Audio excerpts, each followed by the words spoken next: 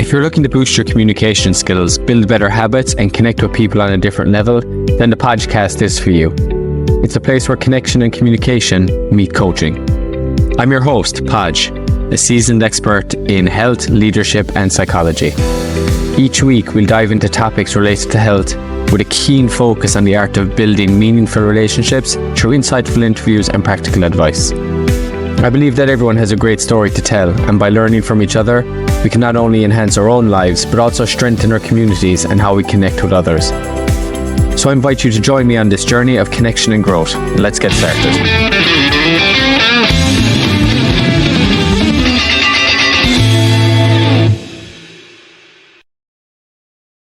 Just a quick pause, and just want to acknowledge that our listeners who've come into the conversation. Thank you so much for joining here this morning or this evening, depending where you're calling in from. Today we're talking with Mary King, and it is a guest that I'm really, really thrilled to introduce. And if it's okay with you, Mary, just because we have an increase, I'm just going to do a brief introduction for you again at this time. That, as I mentioned, you're definitely a beacon of joy, a lifelong learner, and you have such intuitive skills. And this is a bit I want to talk about after, is like you really believe that life is too short not to experience joy, and you do strive to make everyone feel seen, heard, and understood. Which is actually, having known you, that's something I can very much relate and attest to as well. That is very true. And Mary currently works with those facing cancer, as we've heard about, and survivors and caregivers, helping them to rise like the phoenix and come back stronger than ever.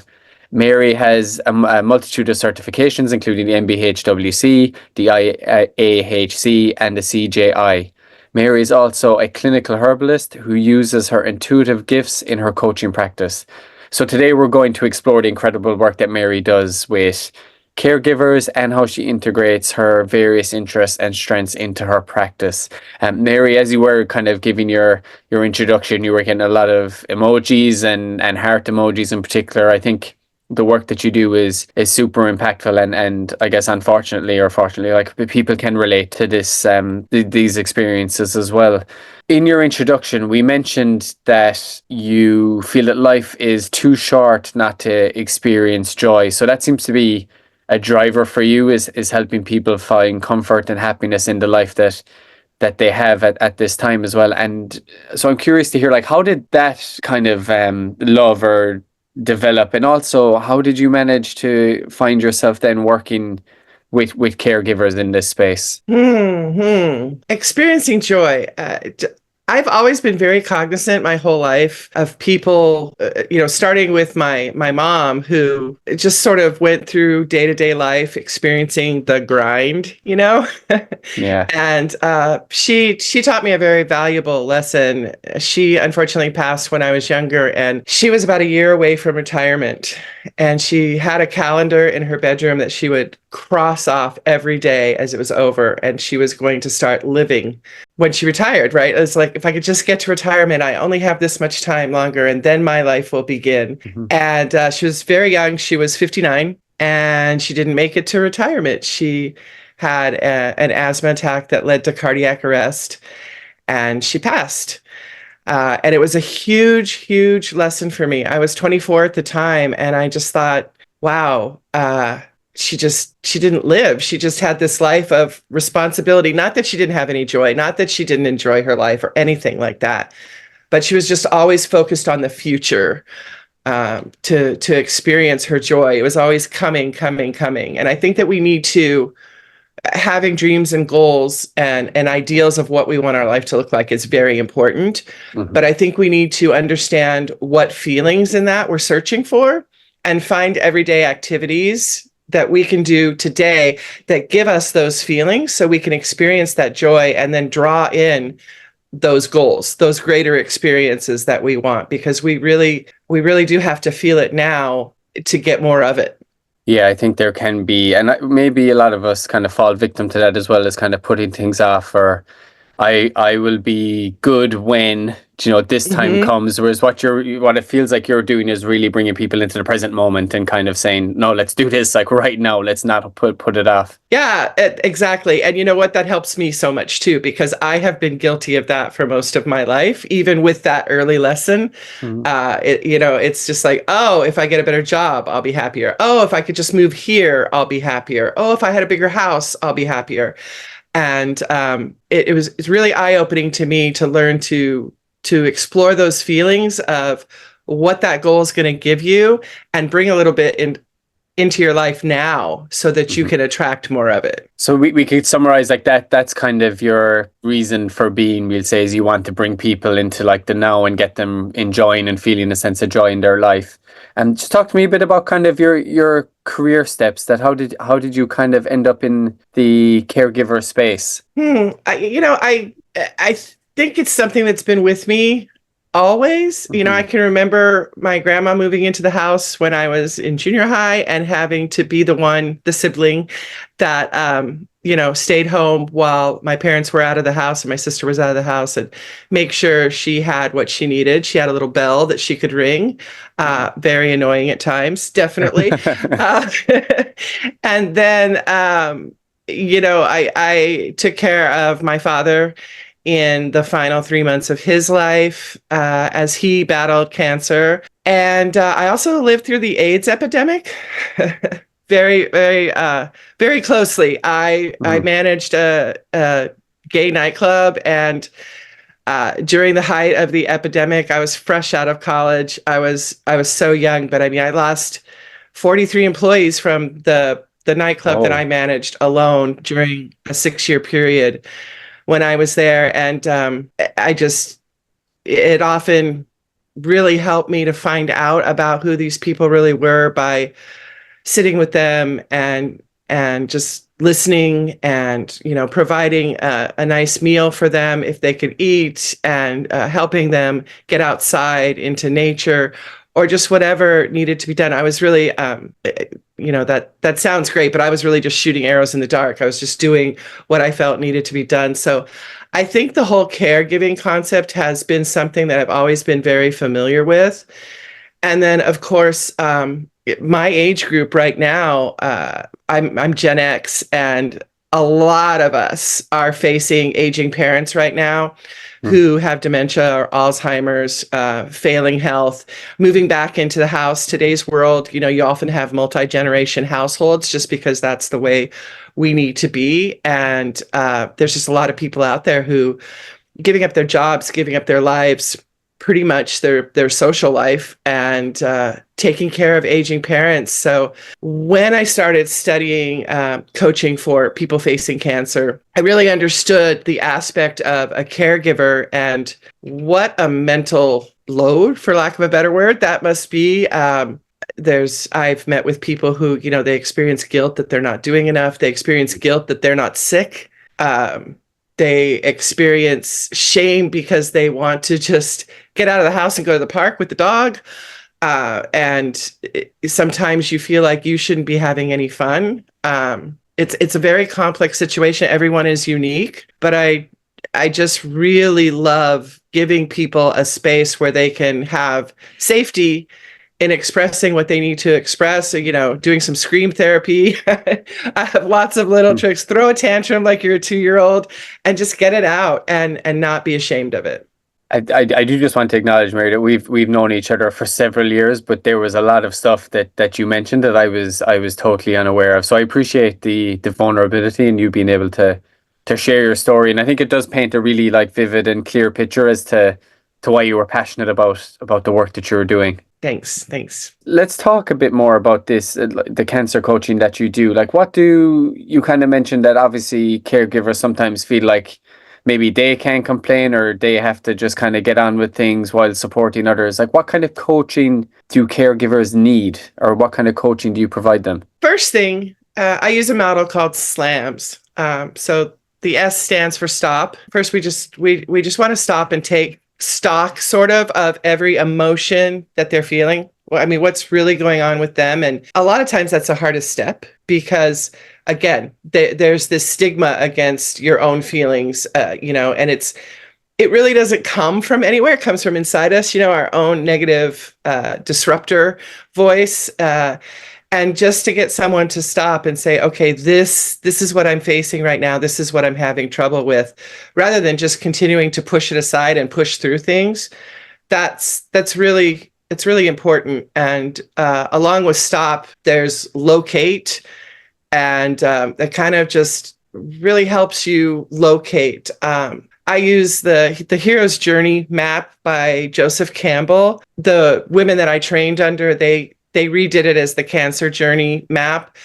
But really, everybody goes through that, right? It's like in every Hollywood movie, boy meets girl, everything's nice, but then there's an inciting incident, things start to go downhill, and then you're in the pit and you can't but then you have to find allies, and then you have to transform, and then you can rebuild.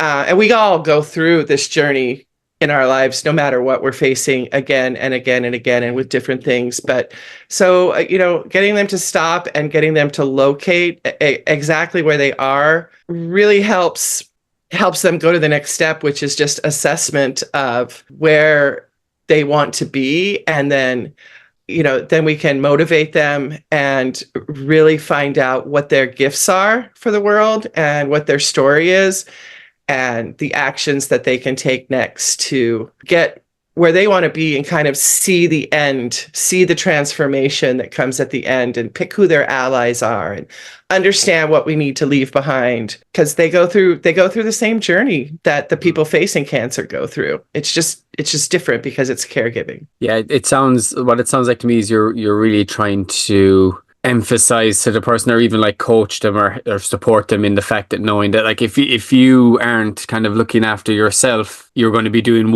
a disservice to yourself, but you probably are going to be doing a disservice long term to the person you're maybe caring for too. I think you need to be able to mind yourself to be able to support someone else too. Absolutely. If you break, you have nothing to give to anyone else. And, especially in a caregiving situation, that's the whole idea, right? Is to caregive. But if you don't care for yourself and you don't fill your own cup up, and you can't do that by denying your emotions, you need to be able to identify them and try to move them a little bit. Sometimes people need to be able to relearn how to use their voice and their communication skills, and really stay present to the moment, because I think this is a horrible generalization maybe, but I really think that when we're going through something tough, the easiest thing for us to do is just to start thinking about the future when we're going to be out of it.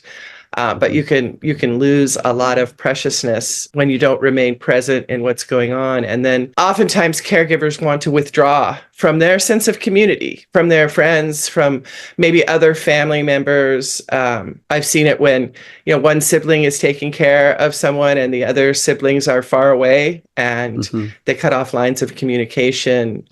People withdraw in ways where they just don't go out and see their friends. They don't go out and have a laugh or have a cup of coffee, because they get into this, I'm too busy, there's too much to do, that I can't leave, I can't get help. And so just reminding them that they need a support system. They need to have a robust community around them. Now, whether that means they go to a support group full of other caregivers, or whether that means they just go shopping with a friend for the afternoon, all of those things are really important.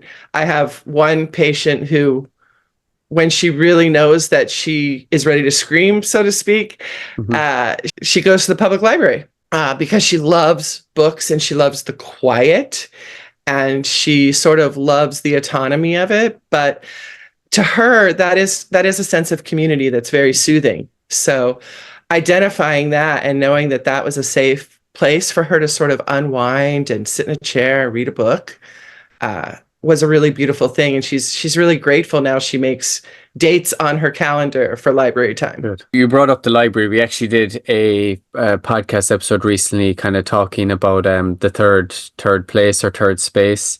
And it's essentially like your first and second in general are like your home and your workspaces, but then there's that third space that's needed for kind of community and getting together and social interactions in like a safe environment. And the library is actually an example of one of them. You probably go in, you see familiar faces, the vibe is similar all the time as well. So it's interesting you brought that up, that kind of shows that innate kind of nature in us that we do like crave like a sense of community and connection as well. We do that. I'm gonna have to go back and listen to that one. I'm gonna have to find that one. Yeah, That's it's a good one. awesome. It was a really good discussion actually. It was like a live, almost like a talk show, radio show type episode. So a lot of listeners came on and shared their thoughts, which was, yeah, it was a really fruitful conversation. So yes, would encourage it. And another interesting thing that came up is you kind of mentioned about them going maybe a bit like insular, you know, like maybe people like not seeking support or keeping to themselves, and without getting too clinical, you know, if people are becoming kind of depressed as well or lonely, like one of the first things they do is they actually don't engage with the people around them, like they kind of keep to themselves or kind of retract a small bit away. And it sounds like there's a possibility for something similar to happen here, even though you probably have the person you're caring for, but there's also a tendency, is there, to like cut yourself off maybe from other family members or other friends at that point as well. I presume in the pursuit of like, I'm here to help, and you kind of like dedicate yourself to that. Yes, exactly. You start just thinking that there's nothing else, that you can't take a break. You can't be on the phone because something might happen, and it comes and goes. You know, it's not a constant state for most people. Yeah. But one of the most interesting ways caregivers cut themselves off as well is they really stop talking to the person they're caring for. You know what I mean? They get so afraid, ashamed, to attach whatever. There's lots of emotions with it, right? But they're so in that they stop even having normal, fun, short conversations with the person they're giving care to. And you know, there's a whole, I'm not a psychologist. That is not my field of study, but there's a whole fascinating thing in there about how that then affects the person you're caring for, and how it's like a snowball going down a steep mountain, and it's just getting bigger and bigger and bigger until you've got this avalanche of isolation. Yeah, it's a hard one. We're doing a lot of kind of like assumptions, but I'd be thinking from my point of view, if I'm the person being cared for and I notice that the person who's caring isn't quite being themselves, you know, I might feel a big sense of guilt there as well, that I'm putting this burden on them and it's unrealistic, or it's really affecting their life as well. Like I could see myself kind of being in that frame of mind. So it's really, you're dealing with so many just like moving pieces and such a difficult situation. Number one, it sounds like really tough work.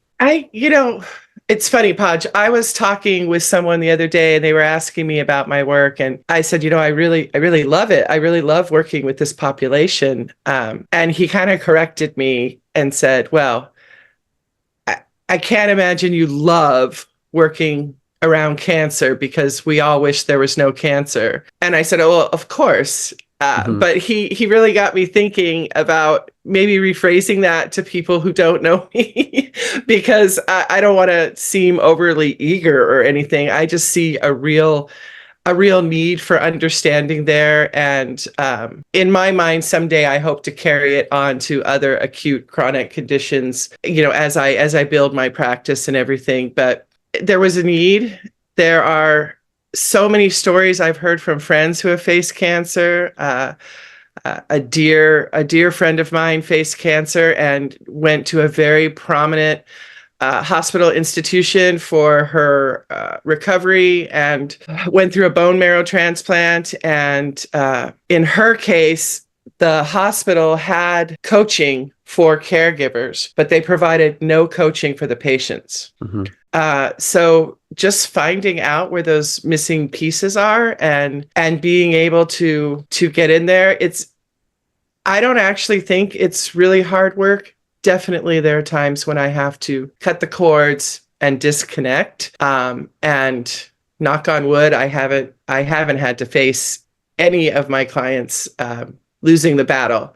And I know that will come. But it's really just the joy in making someone feel heard and knowing that you're providing that safe space for them is very fulfilling for me. Yeah, it sounds like it's definitely in your case, like, and I feel it's probably a job that would have to be this way. It's a vocation for you. Like it's something that you love doing and love supporting the people in those situations. Yeah, there's a lot of areas in life where people don't have a voice, and this is just the one that I sort of honed in on. And I kind of specialize in and I market very heavily to the queer community because there's already a lack of voice in many instances there. And so to put something like that on top of it, I really feel very drawn to giving back to that community. So, well, I'm sure everyone you've been interacting with so far is, incredibly grateful and lucky to be able to have you supporting them. Oh, thank you. You mentioned something came up a while ago. You mentioned about I think you said screaming or shouting into a pillow or just shouting in general. Like it kind of got me thinking. Like, what are some specific strategies that you help caregivers do? And what are some strategies that you help them with? Yeah, some tools to really, a lot of times people have to go into their car to do this, maybe to get some real privacy, especially in a caregiver situation. But grabbing a pillow and, screaming into it and just throwing a little fit. I call it the 2-year-old tantrum. And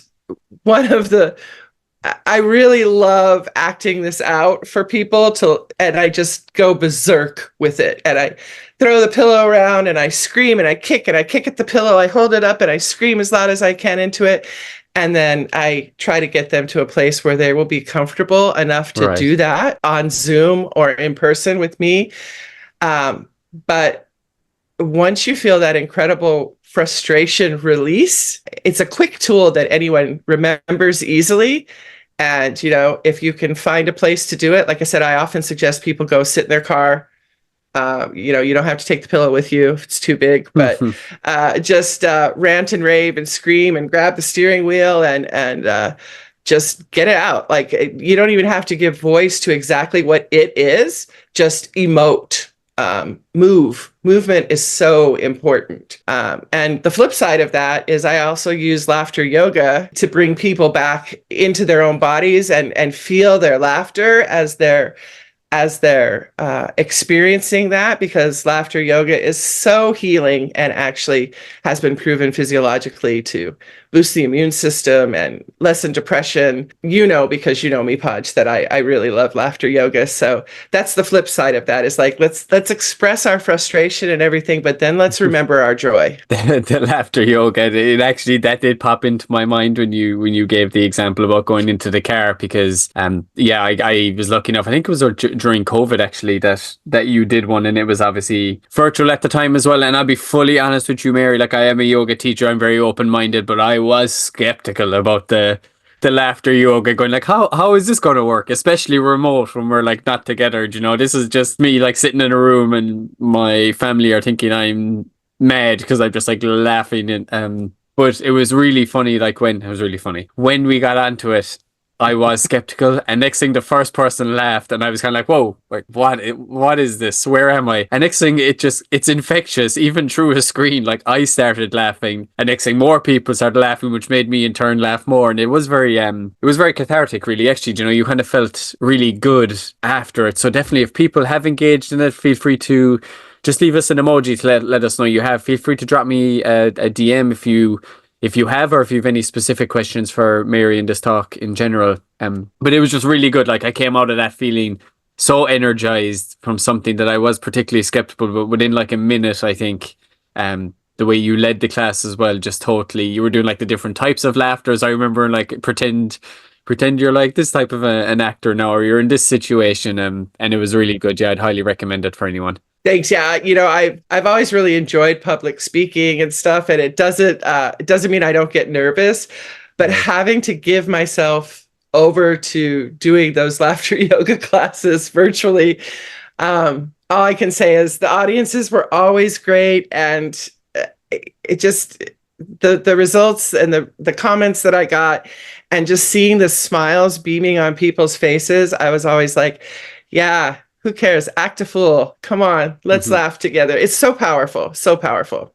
Yeah, yeah, definitely powerful. And that actually is good. You mentioned the public speaking as well. It definitely would help with that because it would kind of release that kind of nervousness. I'm kind of thinking if I can just like laugh in front of people, like, of course, like maybe now I can actually just stand and speak in front of them. It's no different. They've seen me in a more of a vulnerable state as well. So yeah, it's actually a useful technique for that too. Mary, I'm curious just to take kind of continue on speaking about how to support and guide caregivers, how to maybe we want to bring them into like the present, but how do you guide them to monitor or kind of identify their emotions effectively? I use the emotional funnel scale. I don't know. Wish I had some props. I don't know if anybody's ever seen it, but it's basically a funnel shape with your emotions, and at the bottom, you have your anger, your guilt, your shame, all of that, and those are very constrictive emotions. And at the top, you have very expansive emotions like joy, happiness, silliness, even any kind of emotion that expands you instead of contracts you. And then in the middle, there's some good transitional ones. So if I can, I use a visual tool like that. And I ask people to just look at the list, look at all that. I mean, it's certainly not all inclusive, but it's got a heck of a lot of emotions on it. And if they can tell me where they are right now, then what I try to do is help them focus on the best thought that they can focus on at that moment, and try to shift just up a little bit. We're not trying to go from guilt and shame to elation. We're trying to just get better. And if they can, you can't eat an elephant all at once. You have to take it one bite at a time, right? Everybody who coaches really understands that concept. If they can just shift a little bit and move up the emotional scale. Another tool that I use is visualizing. If someone can say to me, "I'm just so angry and I don't know why I'm angry. Like I have no reason to be angry, but I'm angry and I get more and more angry every day." I will use some visualization techniques and some meditation techniques to help people go in and really find where that emotion is living in their body. Sometimes I bring in Louise Hay's work because she has some wonderful work on, if something hurts in your body or a certain part of your body isn't working right, what emotion is it attached to? So sometimes I'll bring in that. But often I'll just let them sit where that emotion is, and I will ask them what it looks like, what it feels like. And if we can really connect with it, they can hear what it's saying to them. And if they acknowledge it and they feel it and they talk to it, oftentimes it can go away. Not instantly for a lot of people, but if they practice that and they use that tool, it can be very, very, very helpful for them. Even sometimes just when it's understood, it disappears. Just when you understand what it is, it disappears. Yeah, kind of like the concept of facing it versus suppressing it, and it comes back with a vengeance. You're almost trying to normalize it and process them through the type of Absolutely. emotion that they're facing. Yeah, and you can say goodbye to it. You can just say, thanks. I hear you. I heard you. I don't need you anymore. So you're okay to go. I mean, sometimes that can be so powerful, just giving it permission to disperse. Yeah, the visualization piece is interesting too. And we spoke a lot about habits on the podcast previously, and a lot of people, which I was almost surprised with as well, was like the fundamental one of the building blocks is around visualization and just like thinking through kind of habits in that case. But I'm guessing, is it the same kind of concept here? You're maybe thinking through the emotions you have or the emotions that you will have and like how you're going to process through them. And then similar concept to what we spoke about, you're kind of normalizing it and then choosing whether to let it in or not. Yep, exactly. Exactly. Well said. Very stoic kind of mentality regarding that too. Kind of just remaining in control and normalizing that, yeah, feelings happen, feelings come and go. And it is somewhat, I know it's really difficult to say like, oh, it's fully within your control, because if you get angry, like things can spiral quick, but it is somewhat within your control to be able to process through, your emotions and kind of just extract them and almost remove them from you and then deal with them that way more objectively. Yeah. Stoic is interesting to me. Yeah, it is very, I would say pragmatic. Hmm. But so many people haven't been exposed to that. They don't know these tools. So many people are very far removed from their self. I know it's something I work on every day of my life. I'm not, I'm not Gandhi. We all have to practice. That's why it's called a practice. But there's a lot of joy there too. I mean, there's a full range of emotions that come when people just stay present and look at what's going on right now. Feel it, allow themselves to feel it, and with no judgment.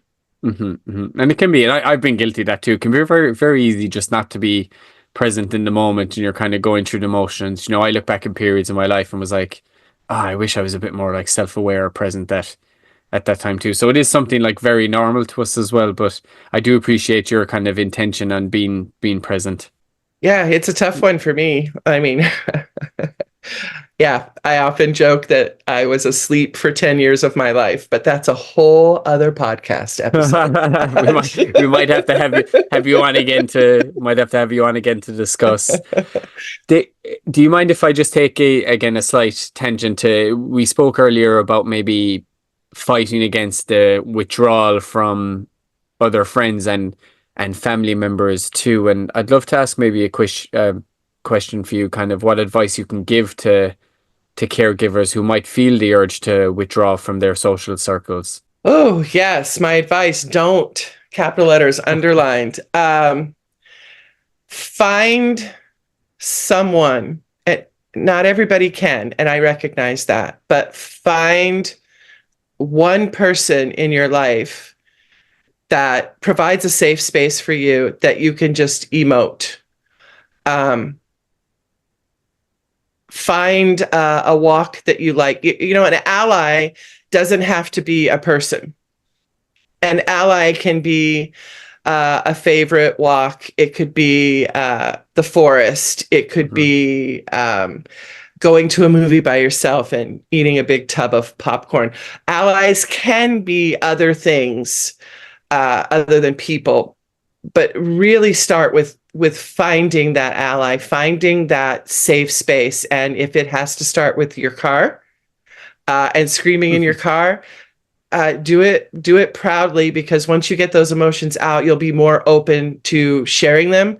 You'll be more equipped to process them.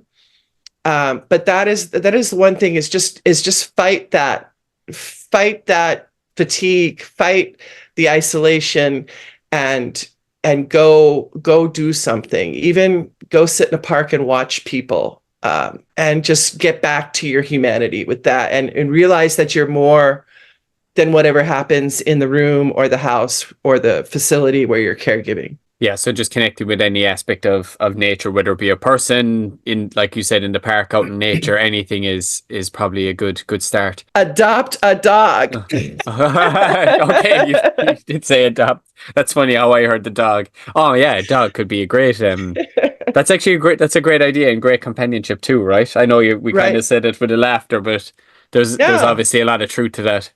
A lot of unconditional love there. It's awesome. Yeah, no, it really is.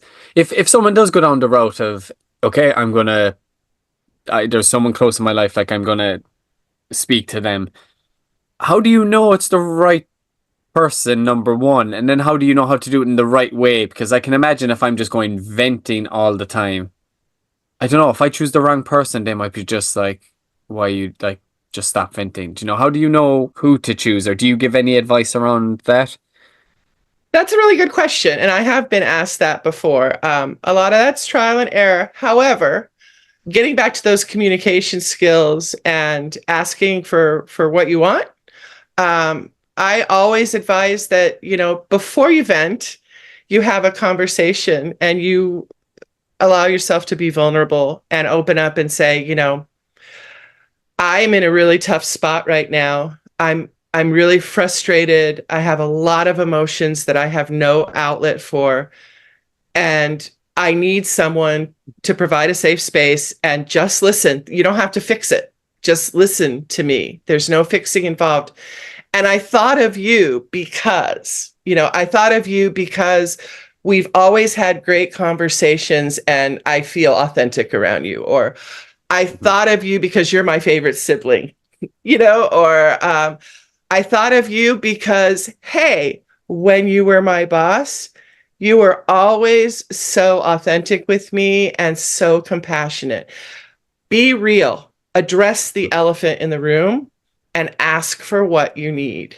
Um, and if people aren't really up to it, it's okay. Let them know it's okay. I'm not going to lose a friend over this. I'm not going to, we'll circle back around, whatever. But I'm asking for help, and I do believe by telling someone why you thought of them, I think our natural human instinct is to go, oh, wow, you saw that in me?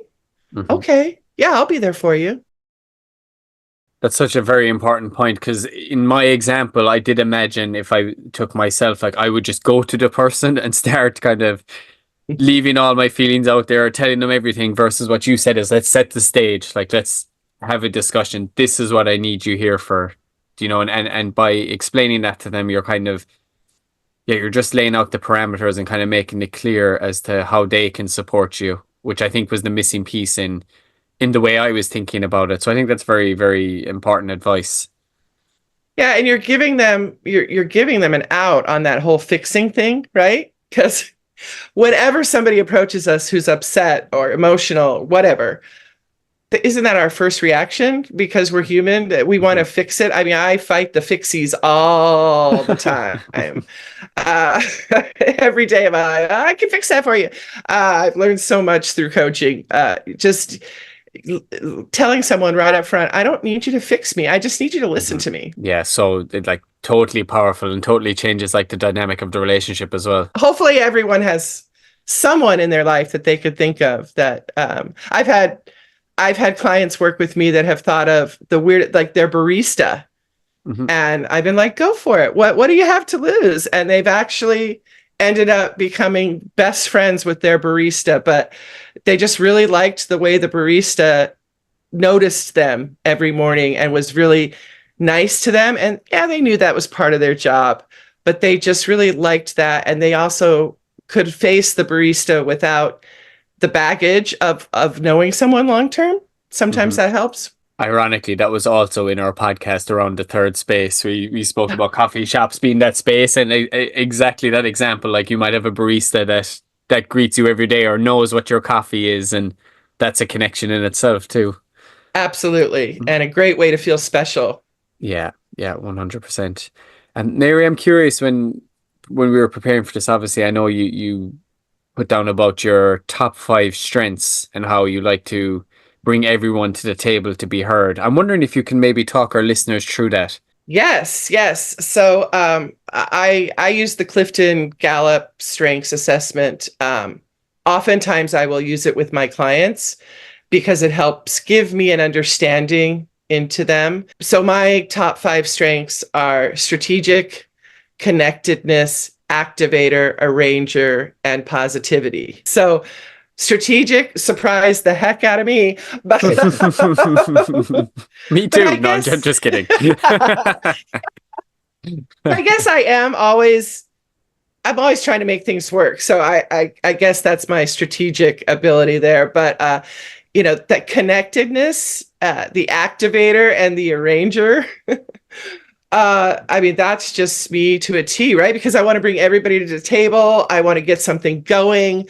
I want to make sure everybody gets heard and everybody has a voice. So I'm using all those skills all the time. And then I was quite pleased with positivity being my number five Mhm. because, nobody's positive all the time. And actually when I took this test, I wasn't in a very positive vein of my life.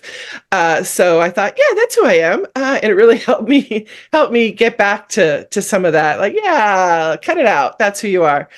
Uh, but the interesting thing about your strengths is a couple things that I find really fascinating. These are just the top five, and usually with my clients, I just have them go that route. I have something that I call the powerful 10. It's your top five strengths and your top five values. And I like to Hmm. know that about my clients so that I can work that into coaching. And usually if you do your whole strengths assessment, if people have your top 5 in their bottom 5, those are usually the people, quite frankly, that bug the heck out of you. Hmm. I found that really fascinating. But the thing about strengths is that there's a balcony and there's a basement with every single strength. So knowing your top 5 or knowing others' top 5s can be very, very practical because, like, strategic. My balcony is, hey, how can I make this work? Either for me, for them. How can this work out? What do they need to do? And sometimes that I draw on my intuitive skills for that strategy. But the basement of strategic, right, is what we talked about before. Always thinking of the future, always planning something and not being present in the now. Hmm. And then connectedness, I think the balcony is pretty self-explanatory, but there's the basement of connectedness where, I like to go away and shut the door and I won't answer my phone for a day. And there's nothing Hmm. wrong with that, but it's just sometimes I have to disconnect, Hmm. and so on and so forth. So I really love looking at those strengths and knowing what other people's strengths are because it can open up so many fascinating conversations and thought sessions and collaboration, and it just opens up the conversation. I was actually listening to a podcast this morning. Actually, it's Simon Sinek's, but he had Brene Brown and Adam Grant on, and they didn't talk about strengths specifically, but they said another good thing that you can do is actually see how people out, like how you're viewed out in the world, and you can get 15 people of different closeness, like people maybe you're very close to, people you work with, people you're friends with, and so on. And just get them, I'm going to very badly paraphrase this now, but just get them to maybe write a bit about um, something that you did that stood out to them, or something towards your character as well, like what type of character on you are you, because it kind of removes that uh, maybe bias that we might have, like we might have an idea of the person that we are or that we want to be, but it might be viewed differently by people that we interact with. And it kind of ties in with what you're saying. I think that's another interesting thing that could be added when you're looking at what are your strengths or what is your character like. I think asking other people for that as well, who are within different proximities, you could be a good tool to see what it is like from their perspective versus just like what you're thinking other people think you are. Yeah, that can be really eye-opening. When I work on values with people, with their top 5 values, I won't just say, "What are your top 5 values?" Hmm. Because I think a lot of us will. Uh, I think a lot of us will come very close, but your tendency is to really get stuck in, oh, what are good values? What are my values, right? Because that word has so much import and weight to it. Uh, but I will ask things like, what do you enjoy? What makes you happiest during your day? Um, or I'll ask, look around the room you're in. What are the things in your room that you really love? Hmm. And I have a series of questions that I ask, and then I just sort of look at it and I can say, okay, from your answers, I see that family time is a value for you. Would you say that was true? And they're like, yeah. And I would say, like, okay, you've got a lot of spirituality going on here. Oh, yeah, that's a value, And I try to work with them and have this brainstorming session of what their values are rather than just, what are your top 5 values? Because, if you ask me, what are your top 5 values? I would probably say, oh, honesty, being on time. And, those are my values, but I don't think they're my top 5 values, Yeah. where my top 5 values are more like being connected, having a spiritual life, um, experiencing joy, things like that. Yeah, you have to look at them as in like what are deal breakers for me, like if I didn't have in my life would leave like a huge gap or something like that. Could be a good way Exactly. to That's a great distinguish. way to put that. I'm going to steal Yeah. that. Hey. Give back. No, just kidding. Of course. I know you're timing down, Mary. You're at about 6 minutes, so you probably are going to have to rejoin in because we still there's a few more questions, and then we'll get on to the key takeaways. But I do want to just kind of do a segue that you kind of mentioned your involvement and support specifically in the queer community as well. Like, could you tell us a bit about the work that you do and maybe how it intersects with your coaching practice? Yeah. So there's not a lot of services geared towards the queer community. It's better than it used to be, Hmm. but there's a lot of uncertainty about the future with that right now. And that has really brought me back to the activism, so to speak, of my younger years when I was a member of ACT UP and I was doing protests and all that stuff. I, again, like I said before, there's so much isolation in the queer community. We don't even know. Things have gotten a lot better, and it certainly is a strong community and all of that. So I don't say this as a complaint. It's just kind of a fact. There's a lot of isolation. There's still kids whose parents throw them out of the house. There's still people who don't have a partner and don't know where they belong in the queer community. There's just lots of things, and there's still queer LGBTQ plus people who, you know, may not feel comfortable with their medical providers, may not, Hmm. it's just very relaxing to have someone who understands you and isn't going to judge or question that. So one of the ways that I market is in my queer community centers. We have a fabulous lesbian and gay community center here in Chicago. We have Howard Brown Medicine, which caters to the queer community. And so there was a lot of inlets there, and there was a lack of coaching. Great medical providers and all of that, but just a lack of coaching. And Hmm. so I really, really want to give back to the community because I'm at this stage in life where I look at the robustness of my life and everything that I've been through and the experiences that I've had and the traveling that I've done. And like the song says, we are family. I want to go for that. And you know, I don't want to cut myself off from the rest of the population by any means, but I just want somebody to see something that they go, "Oh, I'm welcome there. Hmm. This is inclusive. I belong." I think it's really important work, and even as you are talking, what's apparent, and obviously, with Noom, there's coaching involved there too. There's coaching is needed, right, in lots of different areas, and you're working on areas you're incredibly passionate with, and thank you for like providing that space. Like I'm sure you make such an incredible difference to people in your community, and then when you're supporting caregivers as well, you've kind of found two. I don't want to call them niches, but you found two areas that really resonate with you and that you want to give back to, and you're doing that through coaching. And I feel that coaching aspect is something that a lot of people can benefit from, and maybe we are becoming more aware of that. Yes, everybody needs a coach. I have two.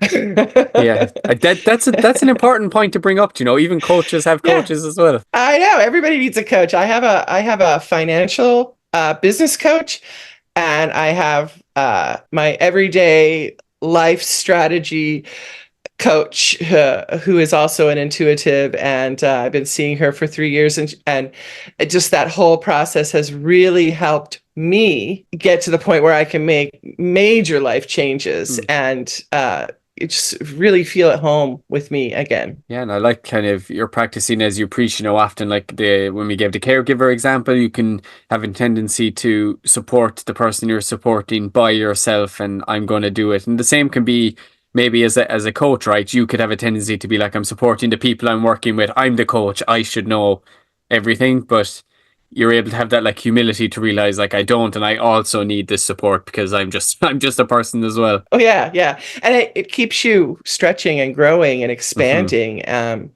because you don't get stuck in an everyday rote pattern of things. Yeah, and I know maybe, sometimes an official coach might be expensive or people won't be able to put funds towards that. But the examples you've kind of given throughout the conversation, it doesn't necessarily have to be a professional service all the time. It can be setting parameters with a friend or someone close in your life and just saying, here's like the support here's what I need you to provide for me. And it could be done that way too. I know obviously having the professional help is good. You have people who are skilled in that particular area, but I just want to acknowledge that I understand it's not fully feasible for everyone. Oh, absolutely. Coaches know coaches though.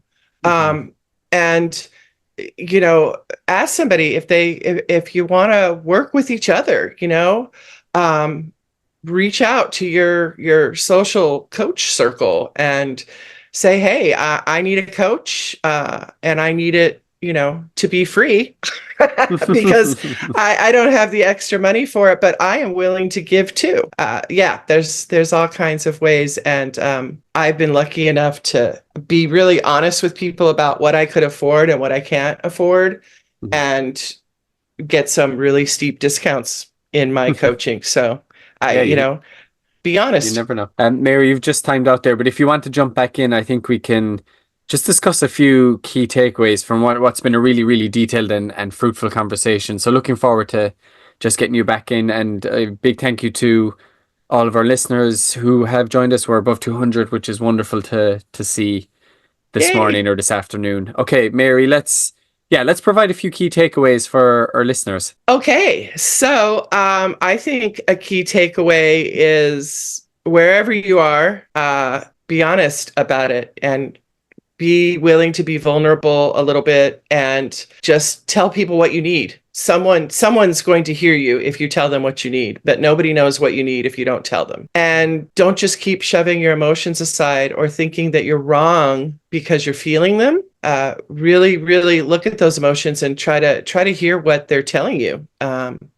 And get rid of them in some way so they don't live in your body.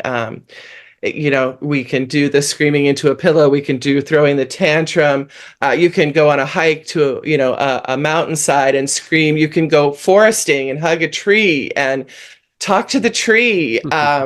You could do body work, get some massage work done, get some Reiki done, get some cranial sacral work done. Emotions live in our tissues, and any of those things can be a great emotional release, as well as going for a walk or a run or doing yoga. But definitely find your voice and give those emotions a voice, because it helps you understand them and it helps you move up the emotion chain, so to speak, from them, because we want to be in expansive emotions as much as possible and not be in the constrictive emotions. Mm-hmm. And then, understand that you're important too. Understand that you may not have cancer, you may not have Alzheimer's, you may not, I don't know, have cerebral palsy. People care for people for so many different reasons. I really want to take this beyond cancer work, but understand that you're important too, even if you don't have a life-threatening illness. That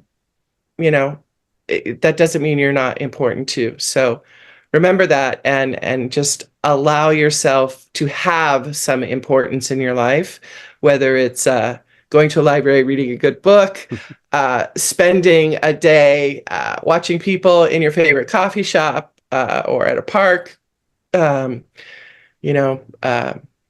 someplace and feeding the ducks, whatever works for you. I know I live 2 blocks from the lake in Chicago.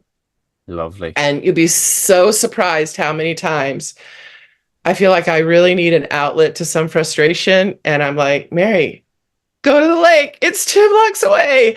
And I go to the lake and I sit there and I look at the lake. And it's very meditative for me. And it always fills my cup. So find your thing. I've done that exact routine, going to the lake and just sitting down there. It's really beautiful. Yeah. Mary, incredibly powerful takeaways and just a brilliant discussion with you. I just want to extend my gratitude and say thank you so much for taking the time out of your day to discuss what is really a very, very important topic. And I think all of our listeners here can definitely agree that the work that you do is incredibly purposeful, and we're very grateful that you're in that line of work and supporting caregivers and much more. Is there anything you want to leave our audience with before we close out? Maybe if you want them, if there's contact information. If not, no worries. Yeah. First, I want to say thank you, Podge. This has been so fun, and I really love it. And you made me, you kind of made me dig deep and think about explaining myself, and uh, I love it. I absolutely love it. It's been a long time since I've been able to spend an hour talking to you as well. Yeah, too So long. thank you. But find a supportive community. You can go to my website, which is it's not live yet, but soon, by the end of next week, you can go to my website, which is bespokecustomcoaching.com. If you want to check out more information on training or other coaches that are certified with the Cancer Journey Institute, that's really easy. That's thecancerjourneyinstitute.com. And then if you are a caregiver for someone and you're out there listening, udemy.com, they have free courses for caregivers. And some of those are really just incredible and can help you think online in the privacy of your own home. So, thanks very much, Podge. I love connecting with the community. I think this is a really cool thing Noom is doing, and I'm happy to have a little small part of it. Yeah, thanks, Mary. Wonderful to learn from you. Thank you so much, folks. If you've liked what you heard, feel free to leave emojis or drop me a DM. And as always, if there is topics you want to hear in the future, just feel free to connect with me as well. Special thanks again to my guest, Mary King, and we'll talk to you all again tomorrow. Take care, folks.